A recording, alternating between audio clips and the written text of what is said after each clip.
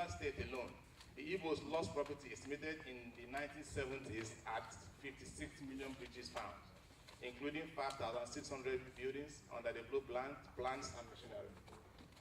United Nations Guiding Principle on Internal Displacement. The United Nations Commission on Human Rights has a normative framework to enhance the protection of internally displaced persons after a war, which is called the Guiding Principle on Displacement. This guiding principle, among other things, explicitly recognizes the right of IDPs either to return voluntarily to their homes or to settle in a different part of the country. This was not done in Nigeria.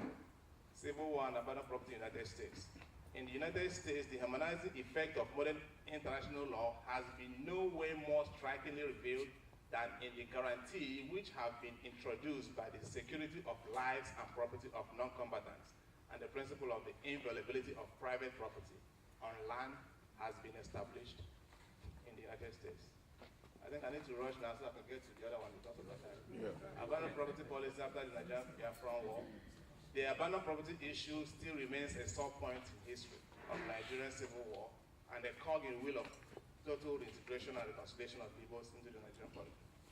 What exists in Nigeria today is an uneasy calm and a consistent suspicion between the Igbos and other Nigerians, hence the constant agitation for Biafra. I need to talk about this, the barrier to reintegration. This is very important. The major barrier to reintegration can be attributed to the concept of ethnic spoil, which means that the wartime ethnic entrepreneurs have incentive to maintain ethnically homogeneous enclave in the wake of the Civil War. This can occur when one group gains control over a community resources through war and uses ethnic discrimination to exclude other groups from sharing those resources.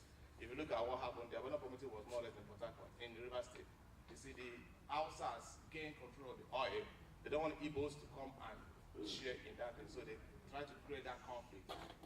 In Lagos alone, properties that were left were returned to the Igbos. In the north, they were returned to the Igbos, but in Port Harcourt, it was not returned. It was a deliberate ploy by the federal government. It was not a mistake, because they have controlled the oil. If the Igbos and the river people are friends, then by now maybe something will have happened. But they try to create that divide between them. The barrier is quite instructive and supports the fact that in Nigeria, ethnic hatred was not the major barrier to the integration of the Igbos. Rather, the logic of ethnic spoil could be adduced to be the barrier. That is, the abandoned property policy was geared towards maintaining an ethnic divide in the southern part of the country so that the north could maintain control of the oil resources in the south states. Restitution 42 years later, how possible? That's the question. There have been this question that more than 42 years after the war, what will happen to the right of the secondary occupiers of the abandoned property? The answer lies in the UN restitution principle, finalized in 2005, which was based on the premise that the right of the original owners of any abandoned property issue is stronger than the right of the secondary occupiers, as long as the secondary occupiers' rights are protected from arbitrary and unlawful eviction and they are given enough notice and access to legal counsel. Okay, I gotta rush now. There's what they call intergenerational trauma, which is when it happens to a parent, the child takes over. So even those that own the property have died, their children are part of it now because they saw their parents suffer or they tell story. During the Biafran War, okay, let me just, because I need to talk about the Renaissance. There's attempts by various countries to resolve their abandoned property issue. It happened in Bosnia-Herzegovina and they resolved it. That's how they resolved it. It happened in Kosovo, it was resolved. It happened even in Liberia, they set up a committee to look at it. The African Union did something about it. And actually they set up standards. Nigeria have not followed that standard. And there's the right of abandoned property. The property right is universal. Generalizations. Nigeria was under a federal military government at the time of abandoned property issue, and the head of the state appointed all state governors and had authority in all the states. Therefore, the action of any state is seen as action of federal government, since all the state government act as agents of the federal government. The Igbos, being a close-knit ethnic group, accepting one destiny during the war, any bad treatment meted to any group of Igbos at that time was seen as a bad treatment meted to all Igbos, since it was assumed that the only reason they were receiving those bad treatments was because they were Igbos. So the point here I'm making here is that one cannot deny Abadan property. They're trying to shift the blame, but he was the head of state. He appointed those governors. So it was part of the federal government ploy. The Biafra Renaissance. In this new dawn of Biafra agitation, there is need to go down memory lane to determine the root cause. That the war was fought more than 44 years ago does not mean that the war is over as long as those issues that led to the war have not been addressed. As long as the Igbos are still given the master status and treated as enemies in Nigeria, as long as the post-war abandoned property policy have not been addressed conclusively with stakeholders and property owners. Agitation for Biafra. The agitation for Biafra should not be seen as building a tower of isolation and antagonism by the Igbos. Rather, it should be seen as our best alternative to negotiated agreement. This is where conflict management comes in. Partner. Partner means best alternative to negotiated agreement. Partner for marginalization of the Igbos. Partner for federal presence in southeastern states, good roads, federal establishment. Agitation for Biafra should be a partner for uniform and sustained promotion of Igbos in the armed forces and civil service. Partner for the actualization of a Nigerian president of Igbo extraction. The question is Ndi Igbo. Nigerian president of Igbo extraction, Osoro? No. We have to strategize. All right. The focus on interest, not position. There have been many groups calling for Biafra and focusing on the position of a Biafran state. They include MASOB, IRM, Igbo Renaissance Movement, BZM, IPOB, Independent People of Biafra. Many of these groups are entrenched in the position of a sovereign state of Biafra. It's not really easy to get that. However, in conflict management and negotiation, it is always better to focus on the interest and not the position. I call on all the various Biafra movement groups to focus more on the Igbo interests, which include making the Igbo to have a sense of belonging in Nigeria and making the Igbo an able comrade in the Nigerian state, insisting and asking for a Nigerian president of Igbo extraction in the next dispensation, 2019 or 2023. The fact is that nobody can take the Igbo, can take care of the Igbo better than an Igbo man. If an Igbo man is the president, there will be no action for Biafra, because it cannot tell him to resign. If all of us can roll together and say, let an Igbo man be president, we will be president. It's possible. Interest-based approach to Igbo marginalization. There are three basic approaches to dispute resolution, and they are: in any dispute, people have certain interests at stake. There are relevant standard and right standard, which serve as guide to a fair outcome, and a certain balance of power exists among the parties. Hence, interest, right, and power are the basic elements of any dispute. If you look at this stuff, if you are looking at your right, you can resolve your conflict better. If you are looking at your interest, but if you go to look at your right, you can still resolve it. You'll be calling lawyers more expensive. Now, if you want to look at the power, then people might die. So, in resolving a conflict, the parties may choose to focus on one or more of these interests, or they may choose to determine who is right or who is more powerful. The higher up one goes in the above pyramid in resolving conflict, the more costly it becomes. Interest-based conflict resolution involves negotiation and sometimes mediation, while right-based resolution could involve early neutral, arbitration, and sometimes litigation. Power-based conflict, power-based on the other hand, could also involve litigation and coercing the other party to do something they would not otherwise do. And if we do that like we are doing live right now, people will die. In general, reconciling interest is less costly than determining who is right, which in turn is less costly than determining who is more powerful. So I'm saying that in the conflict we have right now, we need, let me just do this conclusion. Patrick Lencioni, in his book, The 5 Dysfunctions of a Team, posited that if you could get all the people in an organization rowing in the same direction, you could dominate any industry, in any market, against any competition at any time. So all we need in Igbo land right now is for all the groups to work together for an Igbo interest.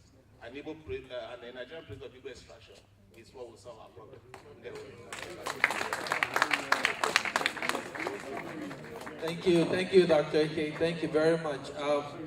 I just preface, let me just add one comment to what you just said. I'm reminded of a comment or a statement credited to the Arewa Forum, I don't know, some years ago. They said that it's not so much that the Northerners want to hold on to power, but more of the fact that the Igbos, the Southerners, are not ready for power. That's what they said. And the question is that true? Because we won't get anywhere that he's advocating until we learn to work together and take a stand that one person can be in front and the others can follow. The Igbos, we have a problem. Everybody wants to be the leader. And that's the problem. So we need to face that in reality. Thank you very much. So it's time. Thank you. It's time for us to have a question and answers. Wait, it's time for us to have a question and answers, but I promise you're going to have a break. Yes, after the question and answer. So you prepare your questions. If you can give it to us now, we can begin to pull those questions and guide the question and answer session while you eat. Okay? So let's talk and munch. But we can help you.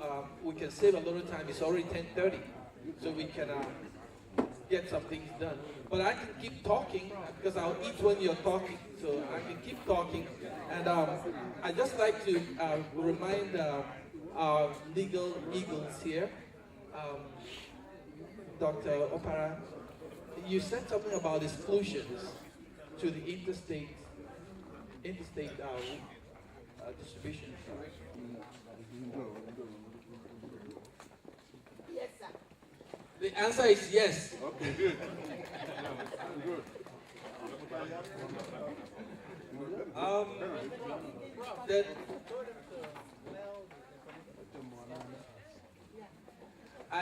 The other question is actually going to the presenter on the benefits plan.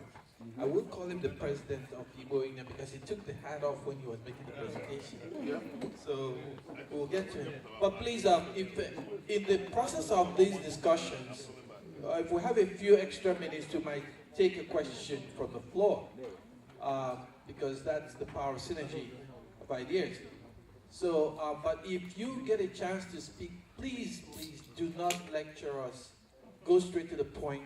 1 minute to ask your question so we can get to any of the presenters that can address that question. All right? Thank you very much. And if you go over, I'm going to stand up and politely take the microphone from you. And please don't fight me because I'll have my lawyers here. All right. So I'll throw the first question. What do you think about deferred compensation? Is it a good idea? Well,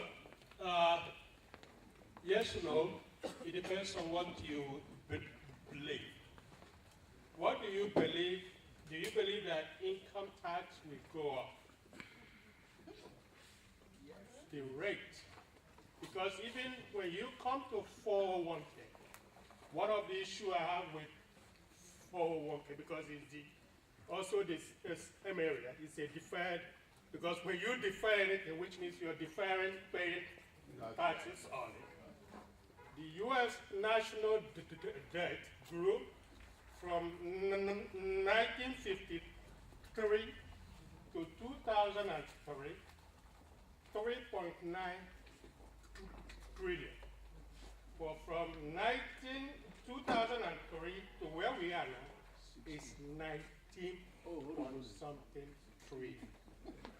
Having said there is no way taxes are not going to go up. If I'm doing investment, if you see where I say tax now, tax later, tax advantage, I'd rather pay tax now or pay tax later. Assuming you accumulate a lot of money in 401k, if you do everything right, by the time you turn 65, your house is supposed to be paid off. So you have no mortgage interest deduction. Your children are supposed to have grown, filing their own taxes. So you have no dependent exemption unless you go and marry a new wife. you have no mortgage interest exemption. You're gonna pay higher tax. I have some retired people that every year I do their taxes, they cry. Some are paying 10, 50,000 in taxes. So you need to be aware of that. Yeah. Thank you very much. Thank you. The next question goes to Dr. Opara. Now, it's kind of a double, well, 2, 3 questions. What if the people in our burial arrangement predecease us? What if the person you say, maybe you choose as your executor, happens to die before you do? What happens? That's the first one. I'm going to take you one by one. Oh, you want me to put them all at the same time? I'll take you one by I one. gave you hints of what the questions are so you can address them. Yes, that's why you need a will, or you need to write down a burial arrangement. Because we don't know who will die first. So you have to make provision in your arrangement. My first choice is A. That's who I designate. If A predeceases me, then B. That's how you take care of that. Or if A is not there, B. Or whoever if B is not there, then C. So those are the things you can put inside your burial arrangement in case. And then because we say you should make a burial arrangement, it's not like a will where you have to have a codicil, you have to have more witnesses. You can revisit your burial arrangement like monthly and update it with people that are still alive. Thank you.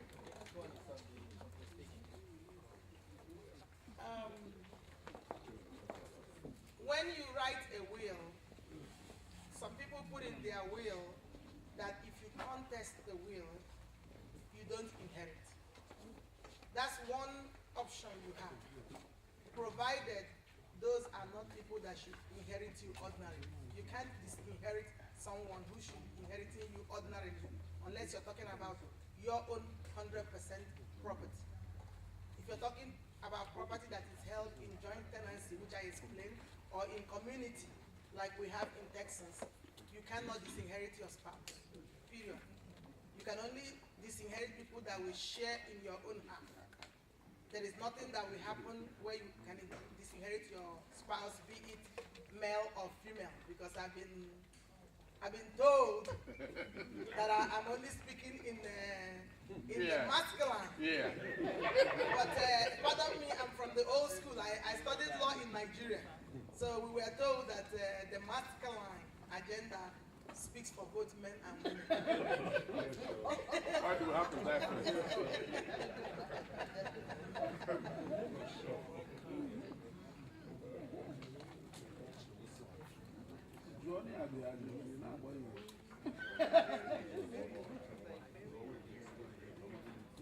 Yes.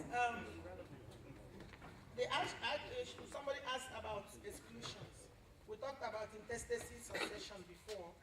Some of the items that you cannot go through intestacy are, number one, items that you have already identified in your will. So if you have given out property in your will, they cannot go through intestate succession. If you have made a living trust, people make a living trust for their children to inherit at the age of 21, which is very advisable because sometimes when, it's not our portion, but in the society, it has been known that when children know that they're going to inherit a lot, they start acting the fool. So what you do is you tie it down. If you graduate from college with so-so and so-so GPA, you stand to inherit 2 million. So that makes them, work hard and get a degree at least, so that they can take care of themselves when you're not here. So another thing you can also, funds in your IRA, 401k, and stuff like that, because they are all codified. They have rules and regulations that guide them, like my brother was saying.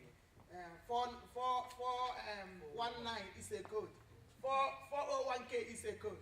So because it's codified, they can't go through intestacy. They have their special rules that go through, because when you sign up for these things, you say who your beneficiaries are going to be, and that will pass through those people. They can't go through intestacy. Other things include securities that you hold in transfer or debt accounts. When you make a transfer of debt account, or some account that you open up that you say are payable on your debts, you can write those things. So what we're saying is that you can arrange your life, your assets, your properties, your children's lives, your grandchildren's lives, your parents' life, just by making an arrangement. Either by, you make a will, but if you want your burial arrangement, you also make a separate document for your burial arrangement. Thank you. Thank you very much. Yeah, there is something that is very important, because we deal with that in Asia, and it occurs because simultaneous death. When you have a will, try to, because if, let's say, God forbid, you and your wife is traveling to Nigeria and the plane crash, that is it will be very difficult to determine who died first. So you need to make sure you have a will. You need to make sure you have a will that clearly states, in case me and my wife has this on, who gets control of the asset, because that's a difficult issue. All right, thank you. And I see this is a very hot issue. Can I ask you one more? Yes. Because of what you just said, I understand that joint wills are discouraged, because in a joint will, now correct me if I'm wrong, in a joint will, the surviving spouse cannot really inherit until the, well, I don't know. Because he was about to confuse me right there. Joint wills are not encouraged, because your will is supposed to be your own personal will. However, two people may be too much in love, and they will decide to go together. It has happened several times. So two of you can now make a will, as long as you understand the object of your bounty, all the people that should inherit, and you make good provision for every single person on both your lists. And that's what two of you have agreed. And you have witnesses that have come to sign, and they were there when you do that. Is going to hold up in court, because that's your intent, and that's your property. That's how you want to distribute it. But dying simultaneously in some states, depending on your state, there's a rule, which is what he was alluding to. You have to have survived by a certain number of hours for people on your own lineage to inherit, or else you're gonna lose your inheritance if two of you die together. But if two of you die together and all your children are from the same marriage, we don't have any issue, because they would take 100%. Where we have issues is maybe you have a previous relationship with children, he has a previous relationship with children, you guys come together with children. So we have children at every level. That's where we have this issue. That's why you should make a will. Very important. Thank you. Professor, I have one more question. I don't have a pen, so I couldn't write it down. While we take that question, this is for you again. The question was, if you put down your will on the burial arrangements and all that, you want your body buried in Nigeria, you want cows killed and all that stuff, and you don't have the money, the resources in your... We just put the letter. We just put the letter at the box. That is very, very important. When I was looking at this topic and I chose to speak, something came to my mind, an adage that we say in Igbo land, and that is, isn't that true? If you are going to make an elaborate and audacious, let me just put it that way, arrangement, and you have no dime, we're gonna give you a burial that our money can afford. How about that?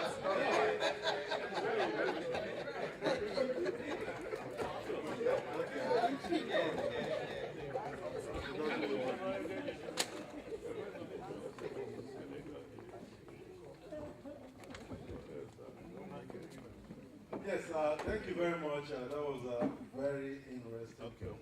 I wanted to ask a quick question about succession planning. Could it be part of your will or anything that relates to your business has to be separate from your will? No, actually, you can plan your business. Actually, you can plan who takes what from your business also in your will. The intestate succession we were talking about is when you die without a will. But if you die with a will, you should be able to say who gets what in your will. Now, there are some issues that may come up where you give something to a child and the child dies before you. So if that child dies before you, that particular property that you have given to the child is not available. I mean, it goes back to your estate and others will share equally. But what if you, let's say you give your property in Georgia to child number B, for instance, child number B. And then at the time of your death, because something has happened during your lifetime, you have sold that property. That property is no longer available. But that's what you gave to child number B. Does that mean that child number B is disinherited? That's where the issue comes up with intestacy. That means that you did not provide for one of your children who are heirs of your body. And that's where you have contested wills and uncontested wills. So those kind of things is what lead to contest in court. All right. Great, thank you very much. I have one more question on, on the will. One more question on the last question on the will before we go to health.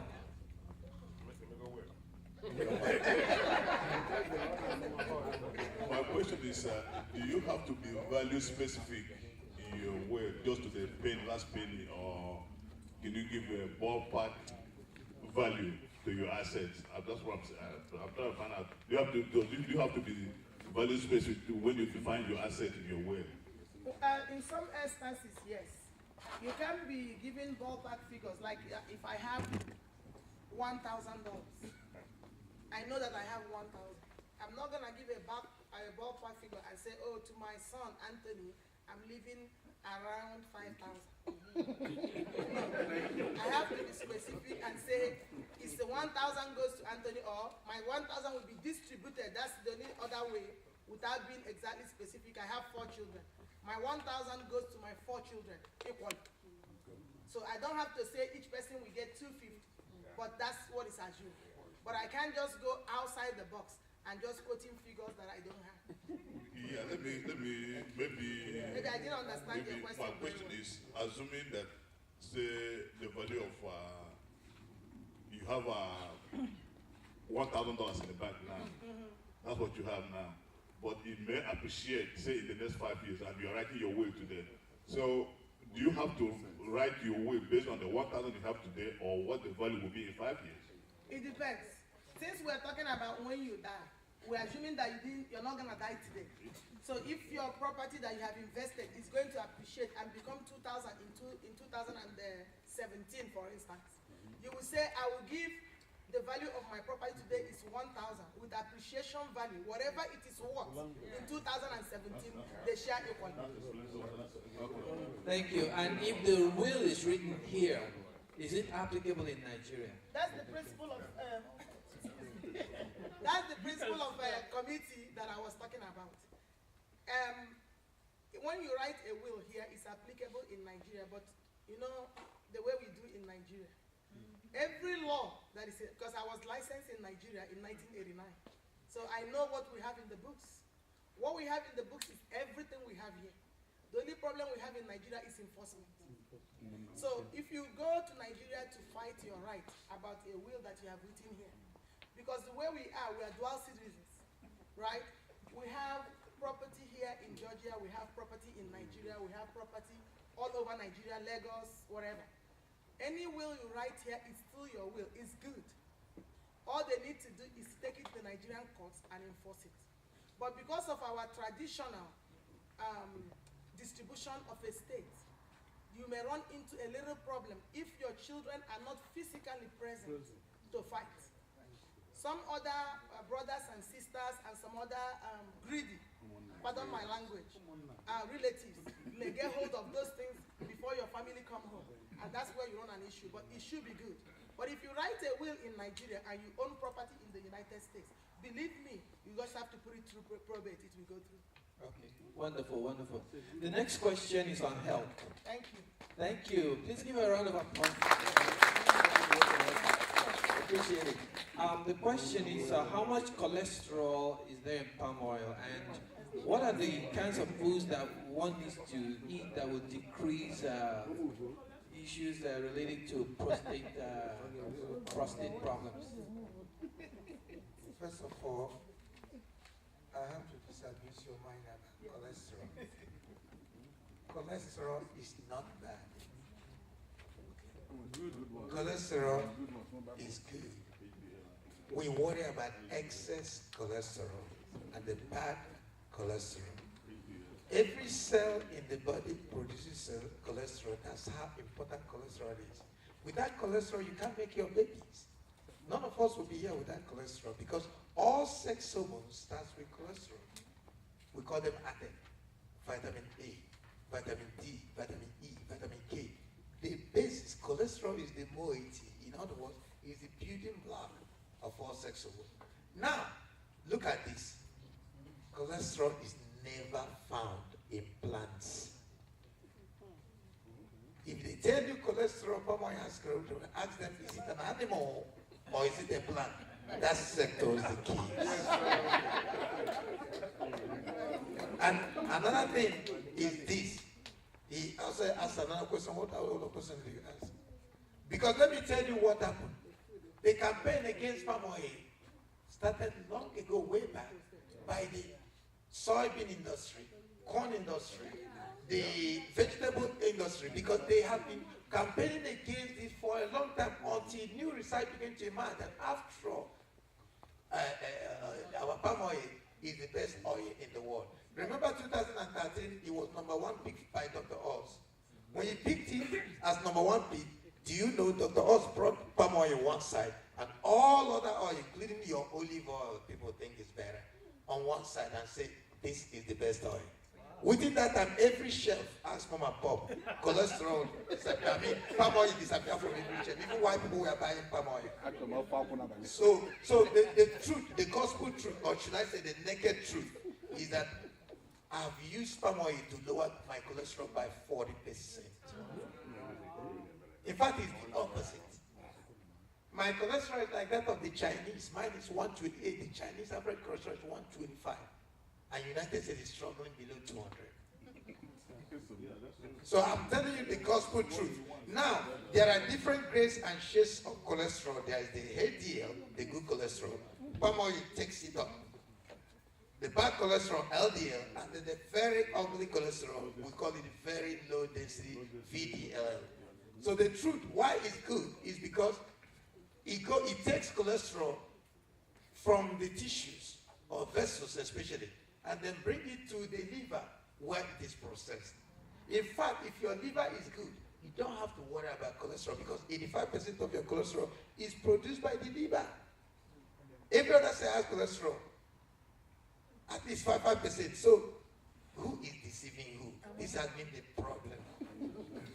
So, and let me tell you the gospel truth once more. The company that manufactures cholesterol drug, Pfizer, that manufactures lipidocrets, you know how much it earns them every year? $10.8 billion. So the cholesterol scare is really working. So you want another person. Okay. Okay, we have to move on. I know we no more Prof, questions. you have one more question? One quick one, if you don't mind. Please. Okay. For the doctor there. Okay. While he's asking his question, the next presenter will start setting up. So Okay. Yes, my quick question is on detoxification. I think it's a very good topic, and personally, when I detoxify my system, I tend to feel better. But I'm trying to find out, is there any natural remedies that one can use as opposed to all these other prescriptions? Thank you. There's a general principle in health field circle that says, with purity comes wholeness. what pollution does is to pollute your immune system, and then it doesn't work efficiently because that's what keeps us healthy. Now, detoxification is in different stages and levels. First of all, there's a cleansing, what we used to call purgation. That's the general one, like if you can clean your colon, that's purgation. But when you come to deeper level, like the cellular level, we call it detox. So now, there are herbs that can detoxify you. It depends on what you want to detoxify. Are you detoxifying the colon and the liver? Are you doing heavy metal detox because you want to eliminate aluminium, lead, arsenic, cadmium? Or are you doing a kidney detox? Or are you doing parasite? Are you detoxifying from worms? So it depends on the area. Now, the first thing people do is to detoxify, first of all, their liver and the colon. Now, if you have that one, yes, there are herbs from Cascara Sagrada to red sorrel to things like senna. There are different herbs that can detoxify both the liver, like milk thistle is for the liver. So, or even wormwood can detoxify both the liver and also worms. So, it depends on really what you want to achieve when you detoxify. And there are many product lines on detoxification. So, what I do is that I start with one and then I end with the other, depending on how I feel and based on my knowledge of detoxification and nutrition. Amen. Amen. I think what we need to do is probably plan to set up like a workshop or kind of a seminar, a conference where we can go into details. You know, this is Symposium, so I know they have a lot of ideas and innovative things they want to tell us tonight, but we have to get all the other panelists to speak as well. So we still have 4 panelists, and we are going to start with Mr. Samadim, one of our own, a community leader here. He's a technology professional as well as, you know, a business guy, and he's going to speak on direct and indirect participation in the stock market as a vehicle for long-term investment. So we are giving you 10 minutes, if you can help us, so we can get the remaining 3 panelists. And we have probably a long hour professional answer until people are ready to leave.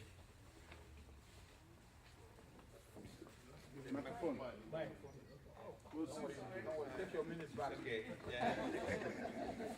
Well, first of all, I have to thank everybody for being here today.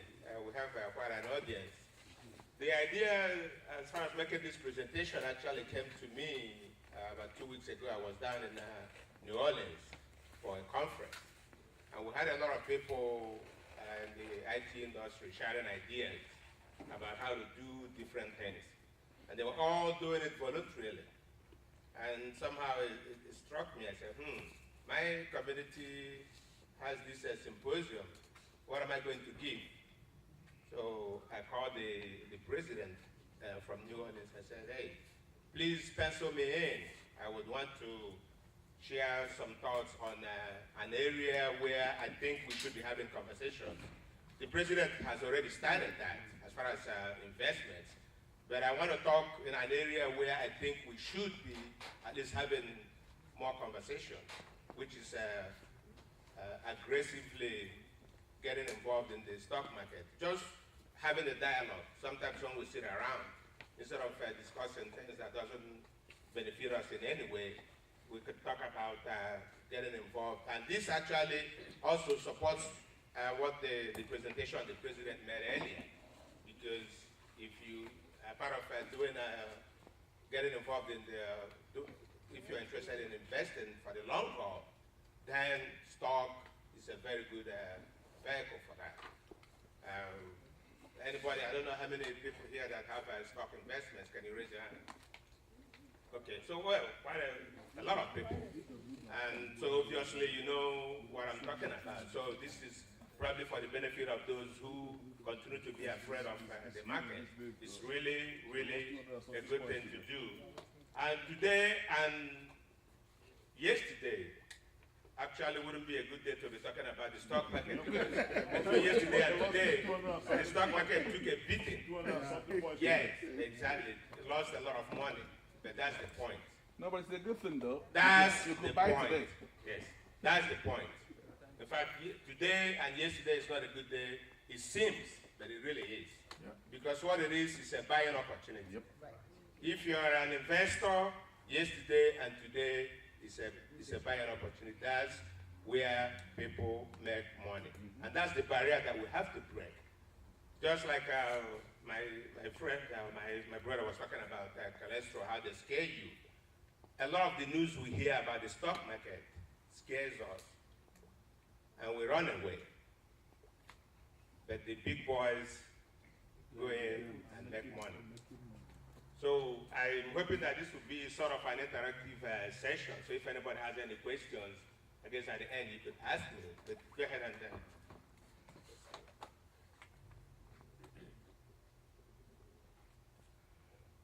okay. Okay. So some of the things that I wanted to talk about is the fear of getting involved in the stock market. There are some real fears, but there are a lot of unfounded fears. And then, the implications for Igbos, who had our sister here talk about, about will, about having investments in Nigeria, and what happens if something happens to you. So we'll try to touch on that if we have the time. And then there are some key investment basics and concepts that I will try to get into if we have some time for that. And then historically, just like I mentioned earlier, the stock market has done very well as a very good as an instrument of investment. And then there's the whole idea of a risk-return trade-off. That's the main thing about stock investment. And for that matter, any other investment, there's always that whole inverse relationship where there's a higher risk, there's a higher return. The question is, are you educated about what is going on? Education and knowledge, just like the president said earlier, is the key. If you know what you're looking for, you stand to make some good money. That of course, there's the potential for loss of your capital and loss of value in your investment. Then there is also the issue of short-term versus long-term. That's another key area that is like a pitfall, because some people get into it thinking that they're going to make a killing in the short run, and when that doesn't happen, they run away, and that's a big mistake. There are some people who, for some reason, they buy when it's high and they sell when it's low, simply because they're too scared to stay in the market. So the best thing is you buy and you leave it.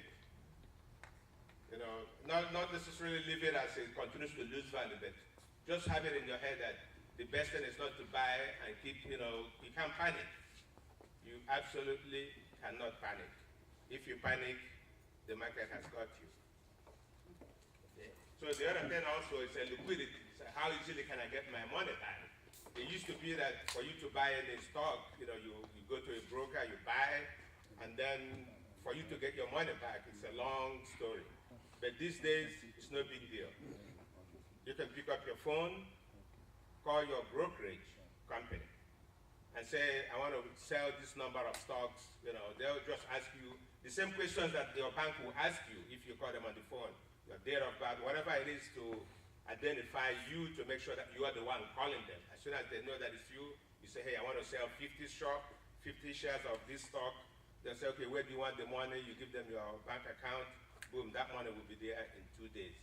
So that fear of, oh, how can I get my money back, is no longer as relevant as it used to be. And then the other thing is there's also some changes that has given the average investor some control. That's really very important. Because it used to be that, let's say you have your money out there or some stocks, and for some reason, the market starts going down. Let's say you travel, and you're up in New York or you travel to Nigeria, and the stock market starts going down and you haven't done anything. I remember back in 2000, when the stock market took a dive, I was actually in Nigeria. And there were some steps that I should have taken that I didn't take, and it hurt me. But now, some of the tools they have in the market, they have what they call like a stop limit. Some kind of thing that you can actually program in. That way, if the stock starts to fall to a certain level, it will automatically sell the stock for you. So it will protect you. So for example, let's say you buy stocks at $100, and it starts to appreciate and gets to like 125, and then you could go in and set it up so that the that stock, as soon as it starts to fall to like 123, it will sell it for you. That means you don't lose what you gained already. But the key to it though is you don't want to keep doing that, because for some of the stocks they'll keep going up and down, up and down, up and down, up and down. So if you sell it, that means you have to come back and buy those stocks again. So it takes you back to the concept I talked about earlier, whereby you just leave the stock and let it appreciate for the long haul. Okay, so that's how you can protect your investment from fluctuations. And then, of course, as I mentioned earlier, you have a lot of available resources to use. Okay, so I guess I've touched on this already. So for you, just like any other investment, you really want to maximize your welfare by choosing the optimal combination of risk and expected return in accordance with your preferences and capacity. That means we as human beings, we are different. Everybody's different. Some people are risk averse, and some people just gamble. But the stock market is not gambling. You don't go into the same, into it with the same mindset as a gambler. That's one of the things that I touched on at some point. Okay. So some other avenues, just like the president touched on earlier, whereby kind of how stock fits in the whole thing.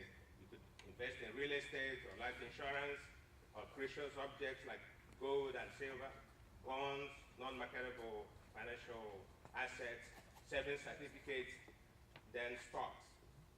You know what's going on right now. If you put your money in the bank, they're not giving you anything. Absolutely nothing. Yeah, so you might as well get aggressive with it. That's what really how the stocks sort of differ from some of the other investments. It kind of empowers you to be more aggressive in managing your finances. Okay, so over time, the stock market has been a good vehicle for the long haul, just like I said earlier. So if you look at that, from 1928 to 2014, investors has earned 9.6% annualized investment return on money invested in the Standard & Poor's. And that's just the average. People who manage their own funds and actually invest have actually done better than that. I didn't have time to bring some of my, the results for some of my stocks that I own, and they've definitely done much better than 10%. And anybody could do that. So, as I mentioned earlier, we have the fear factor. The stock market can be a scary place. Yes, one day you can be up, the next day you can see the value of your investment vanish. But, we're all worried and hate to see our money vaporize overnight. For those reasons, we are afraid to live into it. So my time is gone. Well, let me run it on. So, the question is, Fondibo, is it really worth it? The answer, depending on your situation, is yes. Okay? So instead of keeping your cash in low yield and savings accounts, for the most part, the cash doesn't produce anything. The good vehicle for investment is the stock market. And then you can, some of the ways that you can overcome the fear is like everything in life, be prepared for it. Do your homework, do your research, and aim for the long haul. And do not have that mentality that you're going out there just to speculate. Okay? And these are the things that you could do. You start by opening a brokerage account. Those are the different, brokerage houses out there. I use TD Ameritrade, and then of course you could do Charles Schwab, E-Trade, Fidelity, all of those. But the key is educate yourself. Education is power. The more you learn, the more confidence you can have in getting involved. And don't be afraid, don't panic, because if you act out of panic, then you lose your money. On the final note, think as an investor, not as a gambler or a speculator. Start by doing paper trading. That's another thing. You can actually set up an account where you don't put your money, you just play. It's like a play account. That way you get used to the whole concept before you actually start putting your money. And then the other thing that people do is setting up an investment clause. You know, so instead of all these other clubs, social clubs that we have, we could actually set up investment clubs. And what that allows you to do is spread the risk. That way, you know, when it goes up, you benefit. When it goes down, you sort of spread the risk. And then, like I mentioned earlier, you have that stop limit concept that you can apply or you can use. Okay, so that's it. So yeah, for reference also, another person that has a good resource is our brother there, Paul Oranik, that wrote this book, right? Yeah, so this is a very powerful book. It's very, very simple and easy to read and understand. So you could get a copy from him. He has it. Okay. And just to add to that, we have a few copies of the book, and we'll be, you know, giving 40% to Igbo Union if you buy one from us. The book is only $29. It's fundamental trading for beginners. If you haven't traded before, this book will get you started. Thank you very much. Thank you. Let's give them a hand of applause. All right, the next speaker is Engineer Larry Ndole. He's an architect, and he is going to talk about real estate ownership and inspections. So, Engineer, we're giving you also 10 minutes. We still have 2 more speakers before we open up the floor for question and answer. So, take 10 minutes to share the main points with us.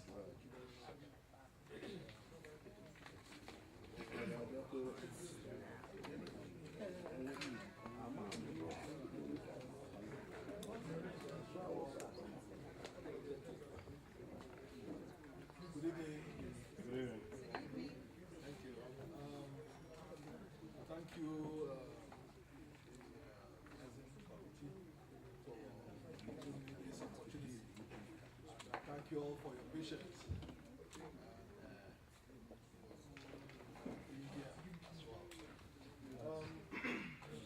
I'm going to talk about real estate ownership.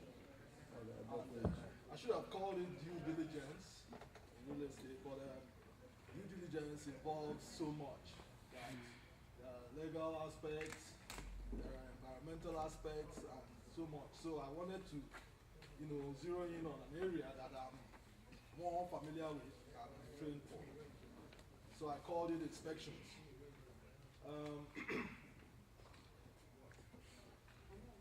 Preamble, this paper is intended to discuss real estate ownership and inspections from the viewpoint of the consumer, who is a prospective buyer or seller of real estate.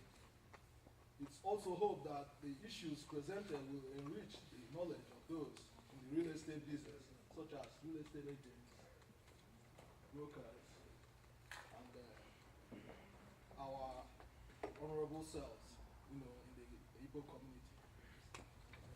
The underlying question addressed is, what does the consumer need to know to make decisions in various steps of the typical real estate transaction? How do you navigate through this to, you know, build wealth, you know, and ensure you retire successfully? You know, somebody like Donald Trump, his life is all about real estate. What does he do? Most times he goes into a slum, picks it up, does the due diligence, you know, determines environmental issues that go with it, and you find that in the back end, the government knows that these are problems because some of them, you know, create, you know, contamination and issues. So there's a federal state grant that you can remedy a site that is contaminated. And these funds are there, but you need a report, you need a study before you can get into it. And when he gets these slums and builds up these technical papers, he goes to the government, and that's when he does the deals. And when the funds come, he goes to the banks, he's not putting a dime, and he goes in, and the process of remedying, he sets up a gigantic hotel chain and what have you. And that's how, you know, successful investors, you know, realtors, you know, build wealth. I'll go into definitions. Real estate is typically a commodity.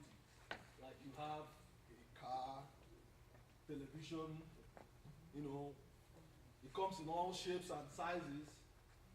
And it could be new, it could be used, pre-owned, pre-certified, you know, in all chains, you know.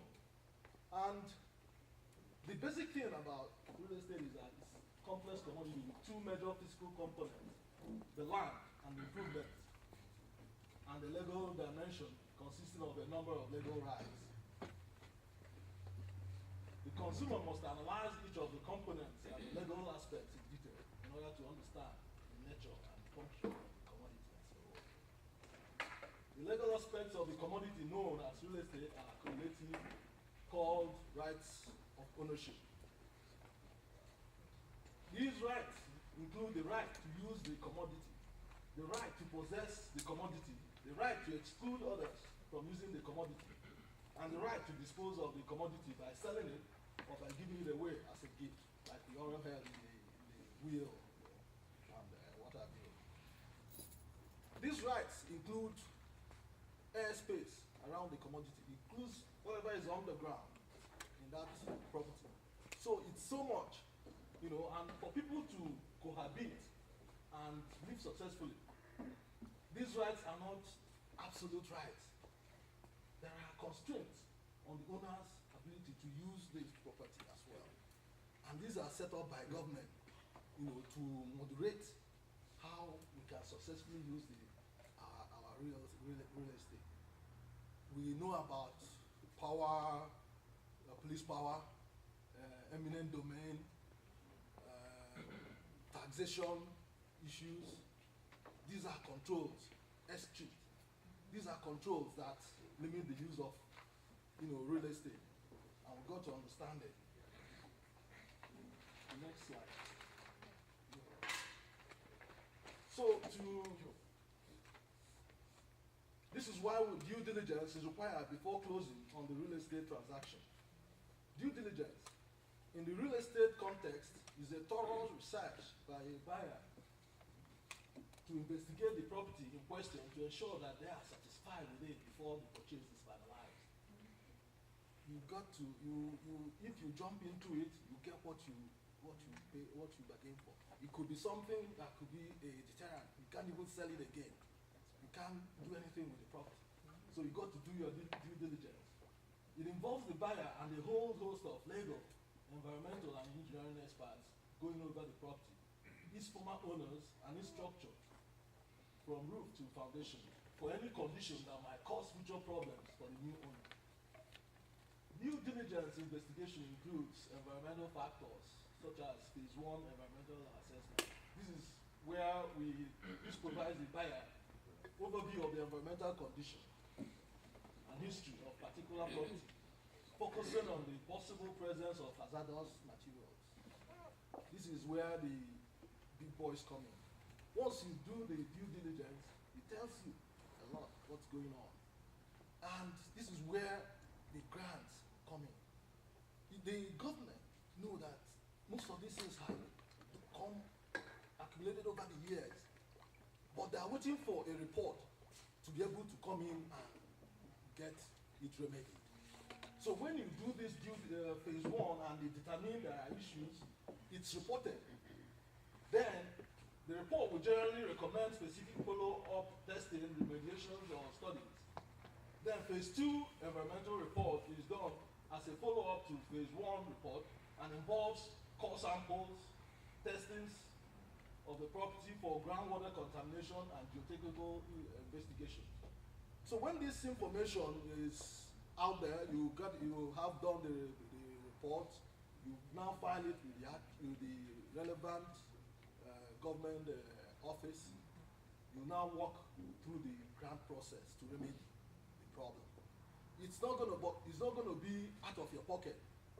That grant is going to help, is going to take care of that, because somehow over the years, people have used things, they've buried underground tanks, they've done different issues. When we were using, when we had had these boilers that ran with different kinds of oil. People had, you know, oil tanks in their premises. People use septic tanks.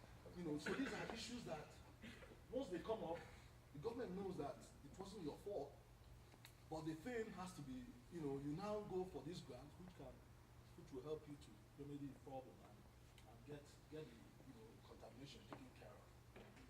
The next slide.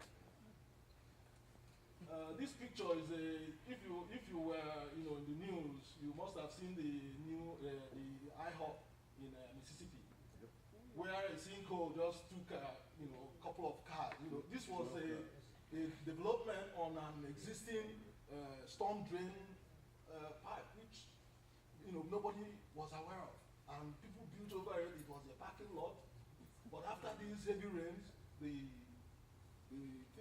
property caved in while people were, you know, actually in the restaurant. So these are, you know, things that come up, you know, in when proper due diligence is not done. Real estate investment. Real estate investment is one of the best ways to build wealth in this adopted country, USA. Motivations